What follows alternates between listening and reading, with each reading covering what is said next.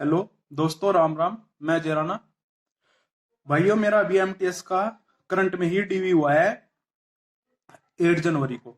और भाइयों, मैं यूआर यूएस कैटेगरी से बिलोंग करता हूँ। और भाइयों, इस वीडियो के तहत मैं आपको ये बताना चाहता हूँ कि यूएस कैटेगरी के स्टूडेंट को क्या ध्यान रखना है और उनके सर्टिफिकेट में क्या प्रॉब्लम आ सकती है और उनको क्या हो सकता है।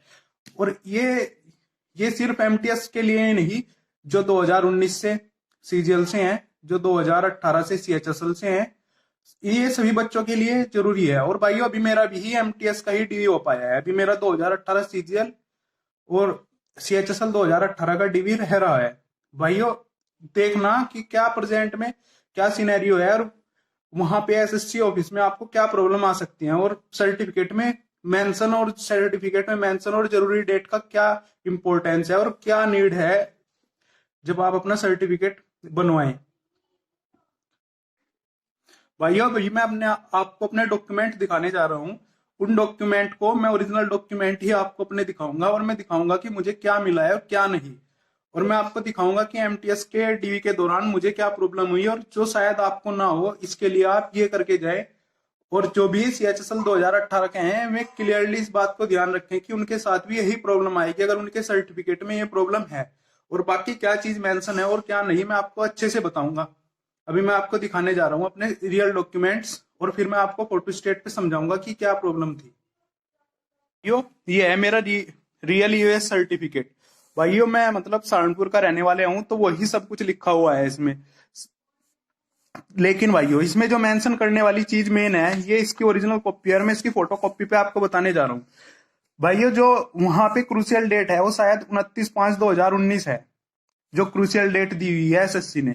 लेकिन उनके हिसाब से मेन मोटिव उनका क्या है कहने का, उनका ये था कि जो आपका फाइनेंशियल ईयर है ना, ये 2019 और 2020 के लिए वैलिड होना चाहिए सर्टिफिकेट। और ये जो सर्टिफिकेट का जो फाइनेंशियल ईयर जिसके हिसाब से ये सर्टिफिकेट बना है, कि ये है 2018 2019। ये दोस्तों ध्यान से देखना, मतलब ये है इसका कि हमारी जो आय है वो 2018 और 2019 में ईवीएस सेक्शन के तहत है, और हमारा सर्टिफिकेट वैलिड है 2019 2020 के लिए।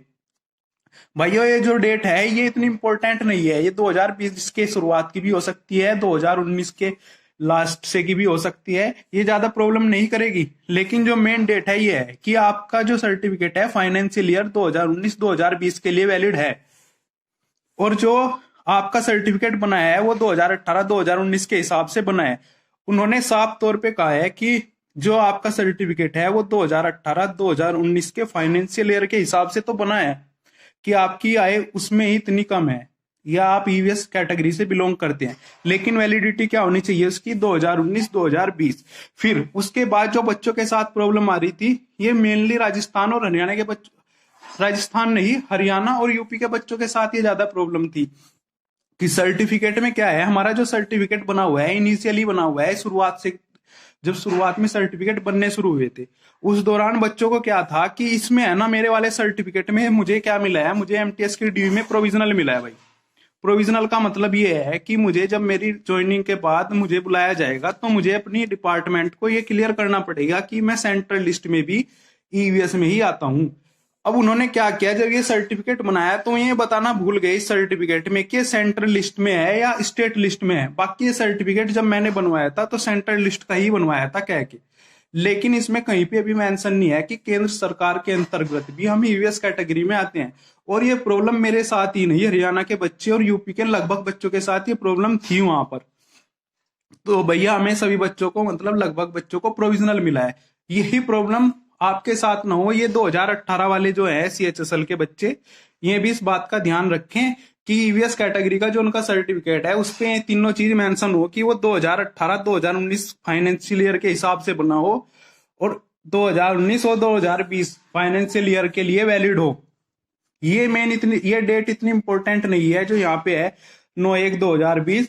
और बाकी इस सर्टिफिकेट पे जैसे यहाँ है, ये पीछे उसने दिया है कि राजपूत, जो कि सामान्य श्रेणी के अंतर्गत आती है। सामान्य श्रेणी के अंतर्गत के साथ केंद्र सरकार का भी मेंशन करवाएं कि केंद्र सरकार में सामान्य श्रेणी के अंतर्गत आती है, तभी जाके आपका सर्टिफिकेट वैलिड होगा।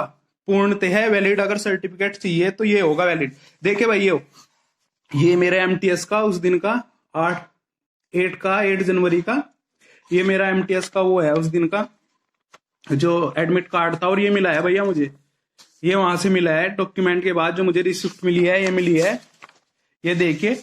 और मेरे साथ जो प्रॉब्लम आई है ये देखिए, ये प्रोविजनल केसेस है कि एज पर prima facie proof is a EVS candidate but in his EVS certificate central list not mentioned hence provisional।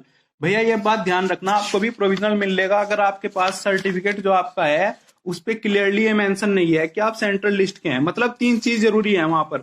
एक तो ये कि आपका जो फाइनेंशियल ईयर है 2018-2019 हो, जिसके हिसाब से आपका सर्टिफिकेट बना हो, वैलिडिटी उसकी 2019-2020 होनी चाहिए। अगर आपकी फाइनेंशियल ईयर की वैलिडिटी 2021 है तो आपका सर्टिफिकेट भैया आपको भी प्रोविजनल मिल जाएगा।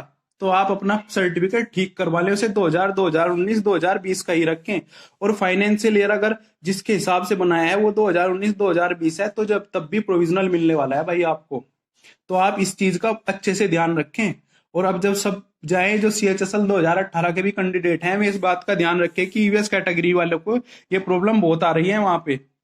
ठीक है भैया, अच्छा धन्यवाद। और बाकी आपको कोई भी प्रॉब्लम होगी तो कमेंट सेक्शन में बताना भैया आप, मैं आपका मतलब जल्दी से जल्दी आपके कमेंट का मैं रिप्लाई करूंगा। और बाकी मैं 1-2 दिन में लिंक भी डाल दूंगा वीडियो के नीचे टेलीग्राम चैनल का, आप उसे सब्सक्राइब करना। कोई भी प्रॉब्लम हो SSC से रिलेटेड आप डायरेक्टली मुझे वहां पे मैसेज कर सकते हैं, मैं पर्सनली उसे एकदम रिप्लाई करूंगा। आप देख लेना ईवीएस सर्टिफिकेट की जो भी प्रॉब्लम है आप अपनी क्लियर कर सकते हैं। मेंशन देखिए मेरा ओरिजिनल है सब कुछ, ये ओरिजिनल सर्टिफिकेट है भाई। और ये मैंने जो समझाया ये इसकी फोटोकॉपी थी, ये मेरा उस दिन का था जो एडमिट कार्ड था, और ये जो उस दिन का मतलब मुझे जो वहां से मिला है। धन्यवाद भाइयों। और खासकर जो 2018 CHSL के बच्चे हैं वो इस बात का अच्छे से ध्यान रखें, उनके साथ भी सेम टू सेम कंडीशन होंगी। Thank you. अच्छा भाइयों, राम राम। कोई गलती हुई तो बता देना भाइयों, ठीक है।